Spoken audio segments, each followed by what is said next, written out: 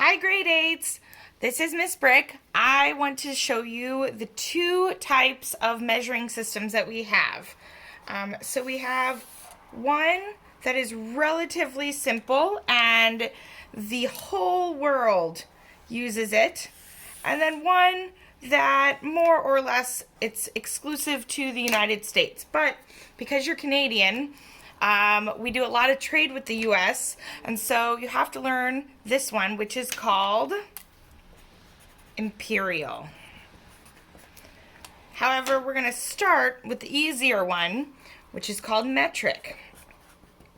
Metric, you can always tell it's metric because if the beginning number is 0, let's say the end of the ruler, or in our case, a tape measure, it will begin with 0, and then the next whole number will be 1. So metric is pretty simple because you will always have 10 markings between two whole numbers. So this will be 1, 2, 3, 4, 5, 6, 7, 8, 9, and then the next whole number is 10. If this was 10, this would be 11. Does that make sense? So metric is done in two units. These little tick marks, the little ones, are called millimeters, okay? And the big tick marks, the ones on the end, the whole numbers, these are called centimeters. We write this in one of two formats, okay? So if I was asking you, what is this marking? If this is 10, then we simply count the marks. And I personally like to count by doing some swoops because it helps me keep track of stuff. So here's 10. 1, 2, 3, 4, 5, 6, 7. So I have two ways of writing that. I can write 10.7, and if I have this decimal, the units are centimeters. If I want to write it as a millimeter, I would just write 107. I simply remove that decimal and I get my millimeters. So it's the exact same number, but the units make a difference as to how big or small something is. Moving right along. So this is for all metric, and these could be any number. So if I change this to, let's say, 101, okay? We'll go up like that.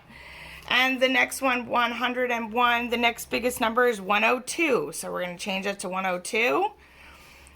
This number doesn't really change. There's always going to be 10 markings in there. So this number would ultimately be written as 101 centimeters. So I put a decimal 0.7.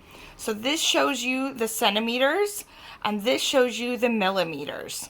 And if I just wanted to write it as millimeters, that's kind of awkward, but you would simply remove the decimal. 1,017 millimeters. Both the same answer, just two different ways of writing it, okay? You always can tell if there's 10 little marks. If there aren't 10 marks, then we're going to move on to the imperial system. Now, imperial system, similarly, 0 is the beginning, and the next whole number is 1. All right, now, this one can be confusing because it is all fractions. So, first thing we're going to do is, the way that the imperial works is you cut everything in half. And I'm just going to show you a quick example with the tape measure.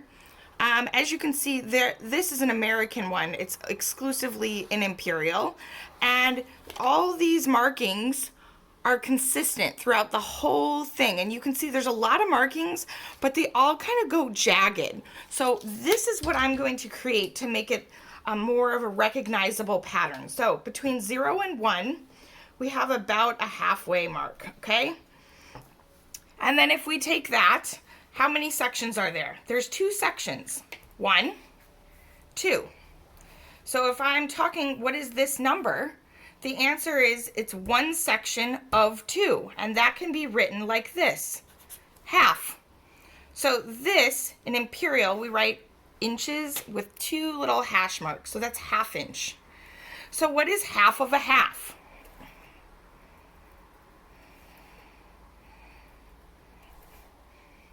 Anybody know?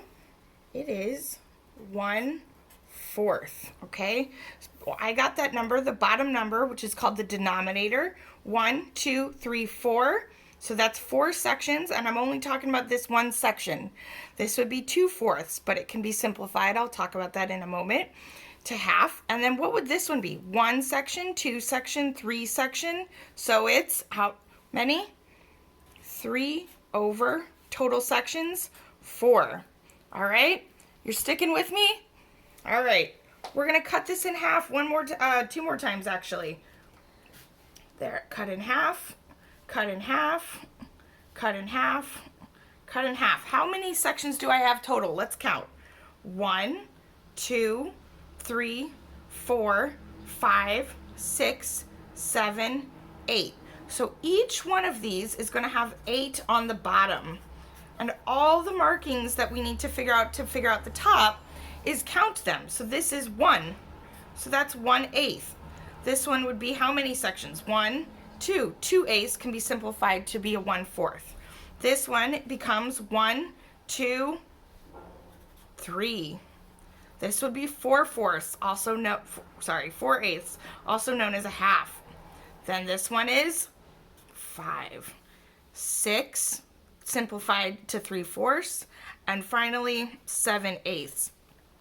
The last time we're going to cut these all in half. I think I'm going to do marks for this one because it gets hard to see. All right, so another way to figure this all out is 2 times 2 is 4. 4 times 2 is 8. 8 times 2 is 16, okay?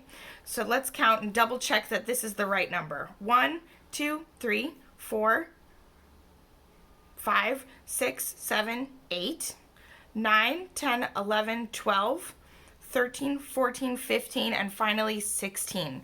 So all of these will have 16 on the top, and you'll notice that the top numbers will always be an odd.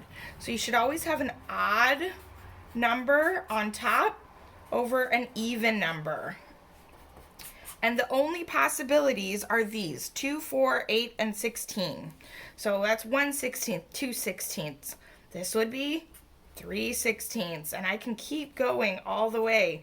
What's 3 plus 2? 5. What's 5 plus 2? 7.